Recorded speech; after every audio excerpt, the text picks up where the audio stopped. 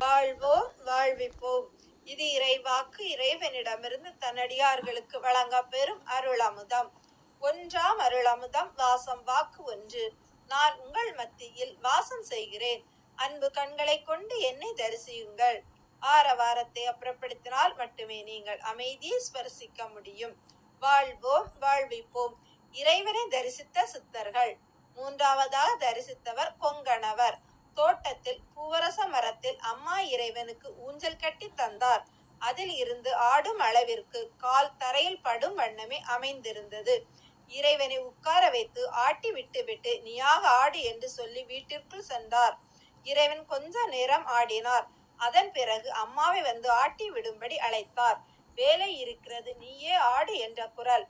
இறைவன் கண்களை மூடிக்கொண்டு ஊஞ்சலில் தியானம் பண்ண ஆரம்பித்தார். நான் ஆட்டி விடுகிறேன் ஐயா.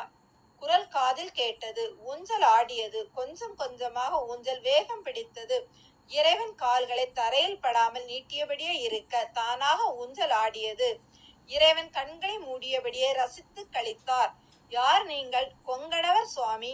இந்த குரலும் தோற்றமும் இறைவனுள் ஓர் உணர்வை உண்டாக்கியது. ஏன் வந்து ஊஞ்சலை ஆட்டுகிறீர்கள்? இறைவனின் கேள்வி. உங்களுக்கு பணி செய்தால்தான் என் ஜீவ பயணம் முற்று பெறும். அதற்காகவே இன்னும் நான் ஜீவ சமாதியில் இருக்கிறேன். உங்களை சந்தித்து தொண்டாற்ற காத்திருக்கிறேன். அம்மாவை அழைத்து ஊஞ்சலாட்ட கூறினீர்கள். அதுதான் உடனே ஊஞ்சலை ஆட்டினேன். கொங்கணவர் பதில். இதை இறைவனால் முழுமையாக நம்ப முடியாத நிலையில் இருந்தார். இப்போது மட்டுமல்ல, நீங்கள் பிறந்த உடனேயே உங்கள் வீட்டில் தொட்டில் கட்டினதும் முதலில் ஆட்டி விட்டதும் நான் தான்.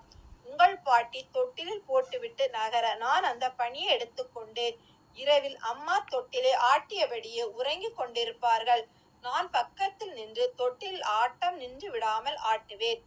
இறைவனுக்குள் குழப்பம். சத்தியமா சரியா? தீர்வில்லா சிந்தனை ஓடியது. ஊஞ்சல் ஆடிக்கொண்டே இருந்தது. பின்னால் நின்று ஆட்டி விட்டவர் சட்டென முன்னால் வந்தார். ஊஞ்சல் நின்றது. பூவரச மரத்திலிருந்து ஒரு பூவை பறித்து இறைவனின் கால்களில் வைத்தார். பாதத்தை முத்தமிட்டார். இறைவனின் பாதம் தொழுத முதல் சித்தர் கொங்கணவர்.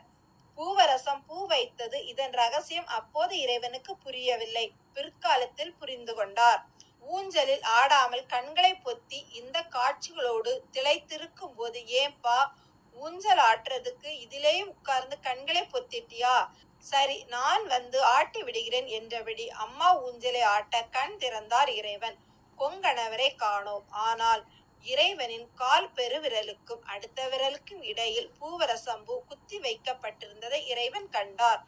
அந்த மஞ்சள் பூ இறைவனை குரு நிலையில் உயர்த்தியதே. வாழ்வோம் வாழ்விப்போம்.